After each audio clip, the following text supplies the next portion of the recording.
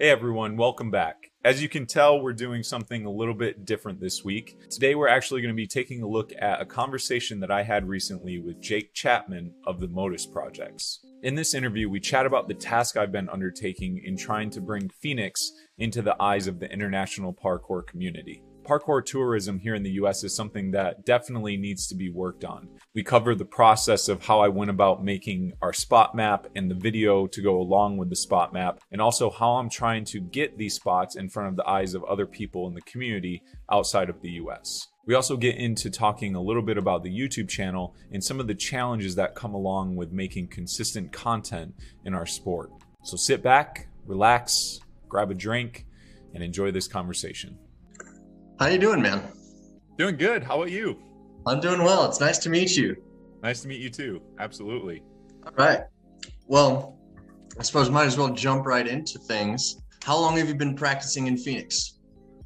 Well, I've only been practicing in the sport just over a year period. So I'm really new to the sport still. But I've been in Phoenix since 2018. And I started my business here then, have been doing that since. And then December of 2020 is when I tried parkour for the first time. Really? And how old are you exactly? I'm 29. Nice. All right. Hell Yeah. yeah, man. Well, Yep. you can't tell that you've only been in it for a year. You're doing some good shit. Thank you. I appreciate that. I've been putting a lot of time and effort into it, so I'm glad it's showing. Well, it definitely shows, man. Kick ass. I really have enjoyed the content. Thank you. I appreciate it. Yeah, of course. So how long did it take before you realized you were sitting on like a gold mine of big spots? You know, when I first started kind of looking around the area, I knew things were going to be pretty big because at the beginning I was looking for small standing prees to start progressing. Mm-hmm. And it was tough to find like smaller prees. I was always finding like 10 plus foot standing prees.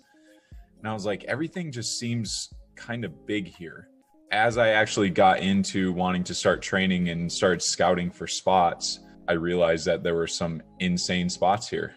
And I actually found some of our best spots before even meeting and connecting with people in our community. So it was an interesting route that I took. How long were you training before you like really started connecting with the community? Trying to think when the first jam I went to. Yeah, so March 1st was the first jam I went to. So it looks like it was at least 3 or 4 months. Yeah.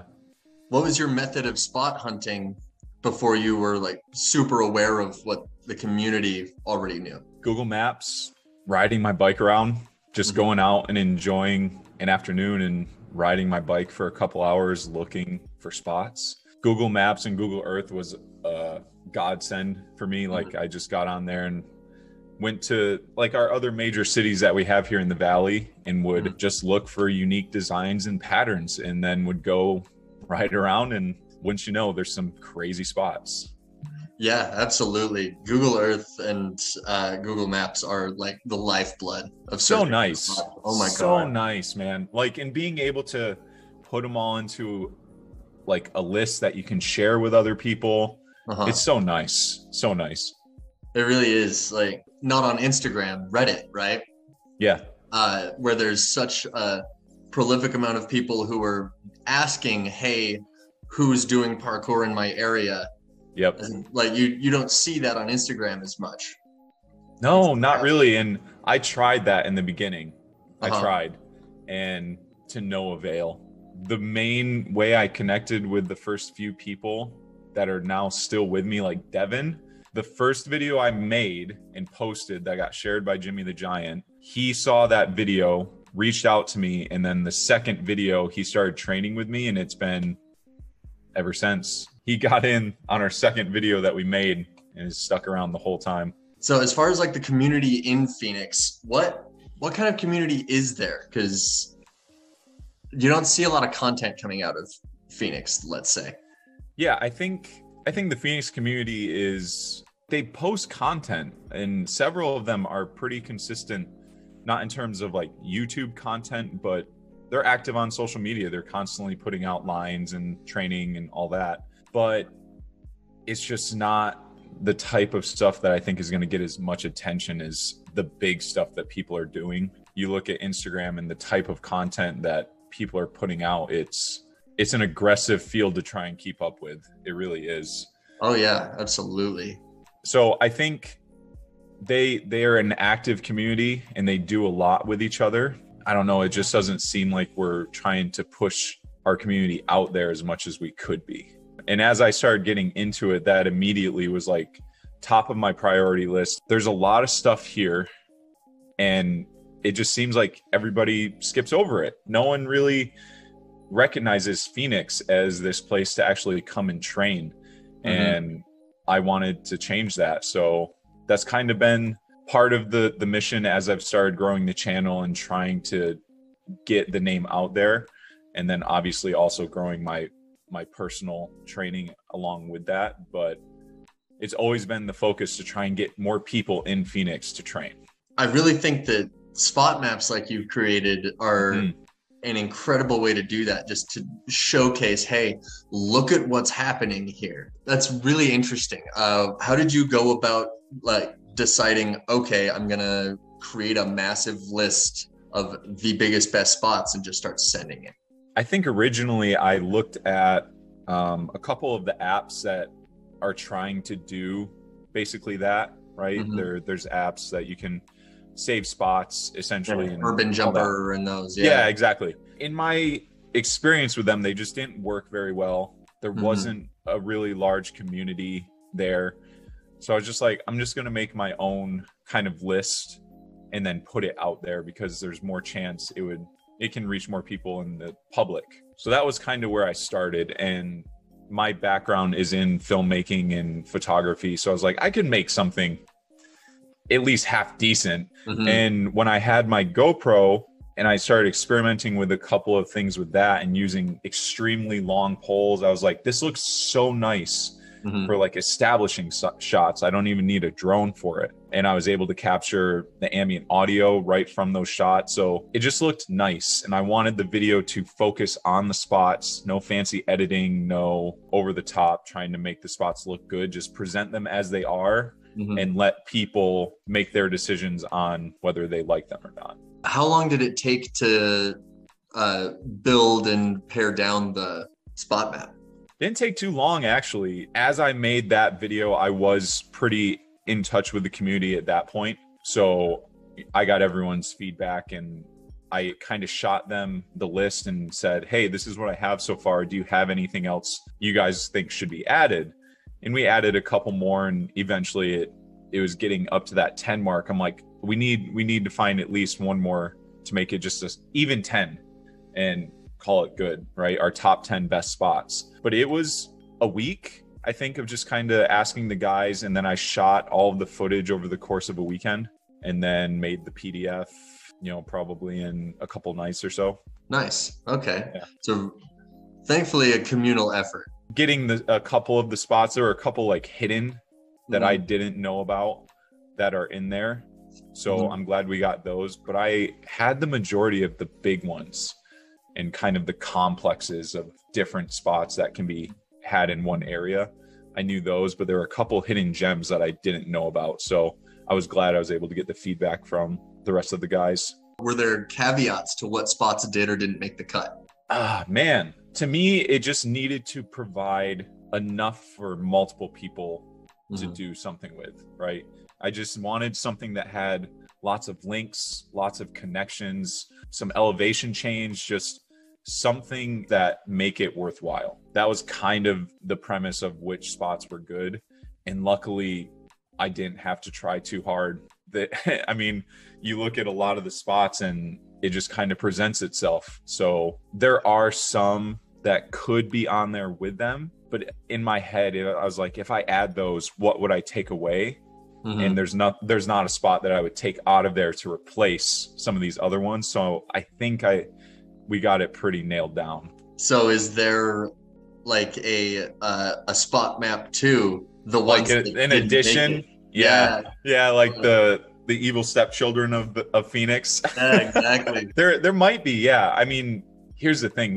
There's a lot of spots. I think my spot map has got somewhere in between 1 and 200 spots currently on it. So there's plenty that we could, but I really want to start showcasing other cities. Cool. And that's kind of where I wanted to go with it initially. I was going to do Vegas or Tucson or something like that. And I just got wrapped up in brainstorming other content for my channel, right? And that's how it always works. Like something else came along, I'm like, oh, this would be a great idea, let's do this. But it still is something I want to try and do, because there's so many cities in the US that show so many different types of architecture and styles of training, but I just feel they're not represented like as well as they should be. Absolutely. You see a lot of British bricks, and you see a lot of electrical boxes in America now. A lot of electrical boxes, yeah. Yeah, it's difficult to showcase some of the like really authentic architecture that some states and cities have. And Phoenix especially, because Phoenix has got that serious desert vibe, you know? Like, yeah, it does. It definitely does. I'm from Michigan, so the desert vibe is still something I'm not really at home with yet. Yeah, the 120-degree weather. Yeah. Summer's coming, man. It's going to be brutal. I'm not excited for summer training again. What's your training schedule like in the summer, just out of curiosity? So right now, you know, with the channel and the content, we are shooting on Saturdays, and that's it. Mm-hmm. We shoot once a week, train once a week. Sometimes I'll go do a little bit extra on my own.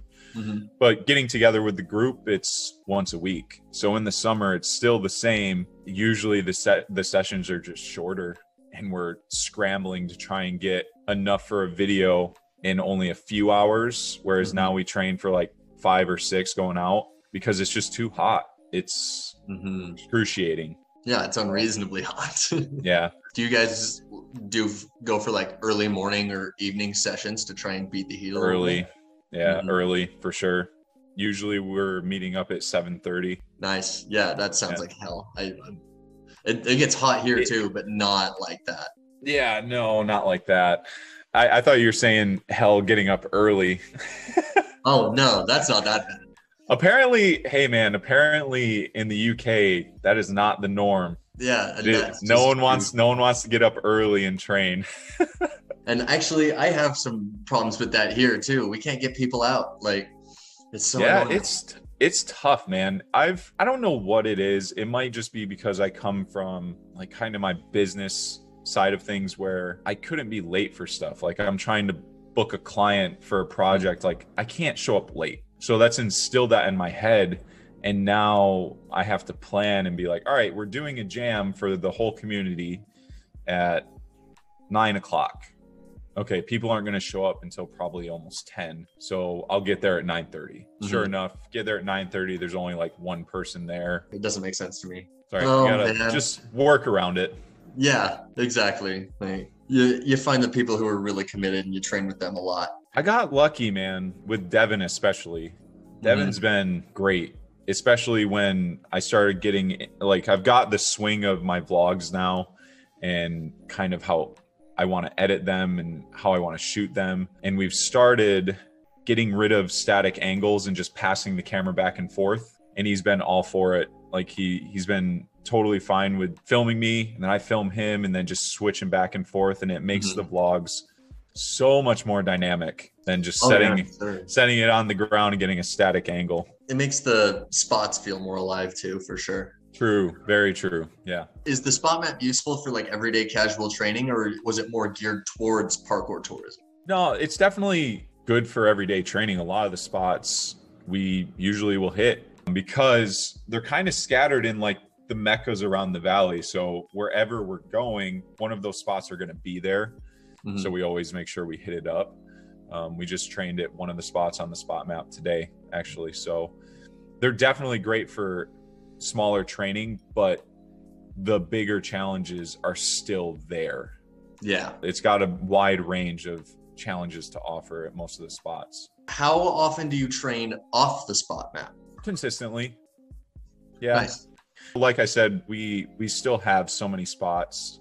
Yeah, you said like 200 some odd, right? Yeah, in between 1 and 200, I know at least. The biggest thing right now is trying to find video ideas that aren't just like focused on specifically training. So now I'm starting to find ideas that need specific types of spots or specific challenges or whatever. So now I'm starting to kind of reverse how I look for spots to train at. Now it's coming from the idea for the video. Now I have to find the spot rather than just looking at the spots and be like, oh yeah, we'll go train there and just make a vlog on it. So it's making me get outside of the comfort zone of the spot map and just look for new things, which is nice. Always progressing, trying to find something different. It sounds like it improves the narrative of your vlog too. I think so, yeah. Past 2 months of our vlogs, I've started doing a lot better in terms of retention and overall watch time for the videos. People are sticking around longer. And I've switched up the editing style to make it just much more high paced and constantly moving. And that seems to help. So the channel's trending in a positive way. It's just slow, man. It's really slow. It's always a slow build, right? Yeah, especially with our niche. You know, really the content that's doing well on YouTube are videos that I want no part of making. Yeah, or watching, right? Or watching, yeah. At all, at all. Do locals, aside from the people you train with, refer to the spot map? I'm not sure, actually. That's a good question. I remember when I made the video and shared it, I know a few people downloaded it. I'm not sure how often they look at it, but the biggest thing for the spot map is I wanted it to be shown to people outside of Phoenix to give them interest in coming to Phoenix. And then if they do come, they don't have to worry about trying to meet or connect with people if they want to. They have the spot map, they have the Google map links, they can come hit a few spots for a day and then drive back to LA or wherever they came from. It just makes it easier. And I actually had that happen recently. We were out training and we ran into an extreme pogo sticking team. Sick. They came to Phoenix to shoot for one of their yearly videos and they found our spot map and were using it to go to spots and hit their videos they wanted to get. That's cool. There's crossover there. I was like, oh, fuck yes, this is great. Yeah. Like it's working. This is awesome. And that was super, we just rolled up to a spot and all of a sudden these guys were doing just massive drops up with these insane pogo sticks. Just started talking to them and one of the guys goes like, hey, you made the PowerPoint. And they kept referring to it as a PowerPoint. And this just shows me I'm like, a couple of these guys are like dad age for sure. 100%. They're like middle age. They're like, that was a great PowerPoint, man. I'm like, not a PowerPoint, but thank you. I'm glad it worked. I hope you guys enjoy the spots and get some awesome clips. And they did. Sick. They got some crazy stuff there. Oh, that's awesome. That's so cool. It's great when there's crossover community value. Well, I knew there was going to be because I've got a couple of friends in the BMX community here, the skate community, and I knew immediately, I know these guys train at these spots already. So even though I am making it as a parkour spot video, I knew other people would probably stumble across it in other sports and be like, oh yeah, we're going here. So who have you sent it to outside of the purview of Phoenix? Well, Benj and Max, I sent it to them, I think right when I made it. And I'd been communicating with them a little bit.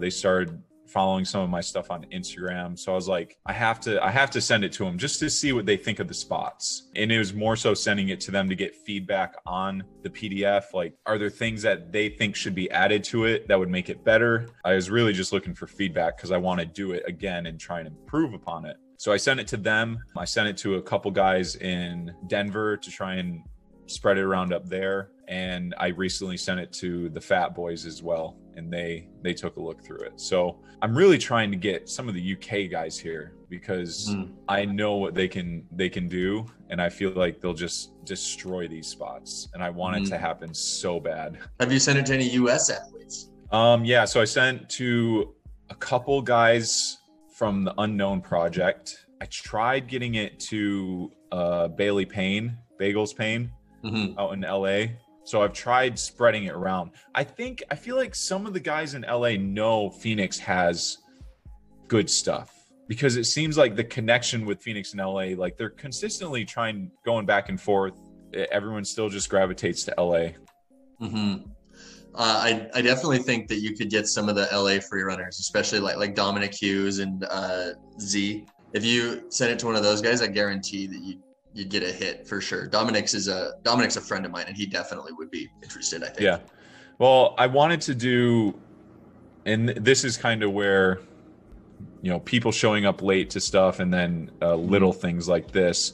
I wanted to do something where we did an outdoor kind of skill comp, and then I wanted to challenge people to do these pole strides that I broke in Phoenix recently and do like $100 cash prize, like first person to break them all like smooth wins $100 or something like that. And I was connected and talking with someone out in LA, and it just fell through. That's what makes it tough trying to do the bigger community things, because one little thing and it just falls apart. Yeah, absolutely. And that was actually something I wanted to ask you about, was whether or not you'd managed to host any like street session style comps or anything like that at those spots. I want to. I think it would be a lot of fun. Not even just like those kinds of comps, but also just fun type competitions. Do some stick comps or big games of add-on with the community, or anything like that that would help the community come together and make a good piece of content. And I did it recently with our water challenge video. I got a few people to come out to that, and everyone threw down for it. I mean, threw down in terms of like our community. I was like, I want to keep doing stuff like this. And I feel part of it is some of the guys may think like, oh, we're going to go shoot this video and it's just going to like my personal page. So I don't know if they're thinking like that. And I just kind of need to be like, hey, I want this to be a community thing, and I want it to be a community video, but it's going to go onto my personal page. That's another battle I've kind of been toying with. Yeah, it's hard to convince people to make content that goes onto someone's personal page, for sure. But at the same time, like if they put in the same level of effort to make the content, then there could just as easily be a team page, right? Yeah, essentially. And that's the thing. It is my name on the page and all that. But if the content has our community in it, and that's what we make a norm, who cares? It doesn't matter if it's a personal page or not. People are getting to know the community and the people that are there. I think that's what really makes a good video. I think so too. Absolutely. I agree. It's definitely hard to get an entire community's effort, for sure. It is. Yeah, it is. But at the same time, I've been able to do what I've done so far with them being there a little bit. And if they do decide to come around and want to do more stuff, I think we could make some amazing content. And I have so many ideas, man. So many ideas. Now it just comes down to, can I get enough people involved to make it worthwhile? Yeah. And then am I going to be in the right place with the channel to where I can try and get a sponsor to help fund it? We're starting to get into that space, which is fun, but also just a nightmare at the same time. Absolutely. So if someone wanted to undertake a task like this, how would you suggest they go about it? What I would say is reach out to me and I'll just come train at your spots and take the videos for you. That's what I would say. Because I mean, I do think there are a lot of people that could do it. And there are plenty of people that know how to edit videos and how to do all that and stuff. But I'm like, I want to be involved in it, because then I'm building that network and connecting with people and just meeting people in different states that trained that I never knew existed. But if you were to start, just get the best spots that you think your city represents and try and find the spots that offer something different. You know, obviously, if you have a lot of spots that are kind of the same old, don't use them in the top 10. Like, use one of the best ones and then try and find something that's different in your community that can showcase the variety. Having variety in your community, I think, is a big thing. How do you think that your local community would benefit from an influx of visiting athletes? I think it would open up a lot of challenges and opportunities that maybe they weren't thinking of or haven't seen before. Me being so fresh in the sport, I am seeing bigger challenges just because of my background in track and field. And I have that, like, I know how far I can jump and the kind of power I can exert. And applying it to spots, I'm like, I know there's some big stuff that can be done here.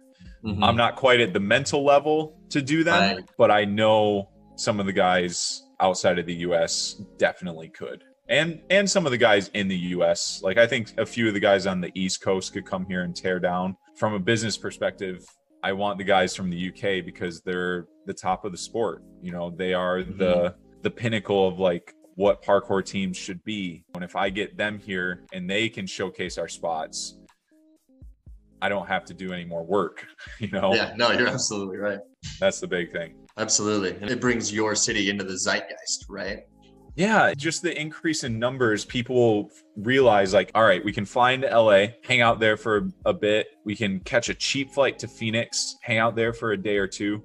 We can catch a cheap flight from Phoenix to Texas and hang out there for a day or two and then go home. Whereas now everyone just, it's LA, skip over Phoenix, go to Texas, and then they dip out. And it's so easy. Like it's a straight shot right over Phoenix to Texas. So might as well stop in and add that extra spot to your trip. Yeah, definitely. Do you see parkour tourism blowing up in America the way it has in Europe? I hope so. It's a bit harder here too. Yeah, well, we're so spread out, man. But if you can find those simple routes to take, you know, LA, Phoenix, Texas, and then if you wanted to go further, you could go Florida and then, you know, catch a flight home. Just stay along the South Coast. If you can have that route that people can take and you make it a regular thing that people do, then yeah, I don't see why parkour tourism couldn't be more popular here. Right now, we've established LA and Texas. Yeah, that's about it. Tampa a little bit, but from what I've seen recently with everyone coming over here, they went to Tampa a couple months ago for the championship, right? Yeah. But Fat is here right now. Dom was here. Berkey was here. And they all flew to LA, straight to LA. So I'm like, okay, Tampa does obviously have a big community, but everyone's going to LA. And I also think a lot of that is the culture out there. You see Z and you see Bailey and all those guys and like what they do, that's more appealing than Tampa. And Tampa, we know how Tampa is right now. It's going to be humid as balls. Yeah, it's going to be a shithole. I don't want to go train in that. I'll pass. I'll do the dry heat here before I do the humidity. Yeah, no, I totally agree. Absolutely. What are your goals for the Phoenix parkour scene? I just want us to be able to give something to the bigger community. And I don't care if it's getting people here to train at the spots or if it's larger projects, larger videos. You know, me having my background in filmmaking, that is what I want to leave behind in the community. I want to make some really good content to showcase the community, showcase the spots and what can be done here. At the other side of the spectrum, like in terms of a community and like cohesive community, we have a great community and everybody is extremely inviting, extremely nice. I just want it to be bigger. I'm never really content with what is at the exact moment. Like I want it to grow into something bigger and better. Obviously, that's the point of everything, right? Right, yeah. And I don't know if it's just getting our base community bigger, but I just want more people to come and interact with the community because I think they'll realize there's a lot to offer in terms of people and training. Absolutely. I think that's well said, man. Thank you. Yeah, that's my final question for you. Awesome. Dude, that was fun. Yeah, easy peasy. Cool. Thanks, bud. Have a good one, Jake. You too. Peace. Bye. Thank you so much for sticking around to the end of the video. If you enjoyed this conversation, let me know in the comments down below because I think conversations like this are something that definitely need to be had more in our community. I would love to have other people on here and just talk about parkour. It doesn't have to be anything specific, but I think these conversations are a lot of fun and it helps shed light on the parkour community to the general public. I hope you guys have a good week, have a good weekend, get some training in, and I'll see you in the next video.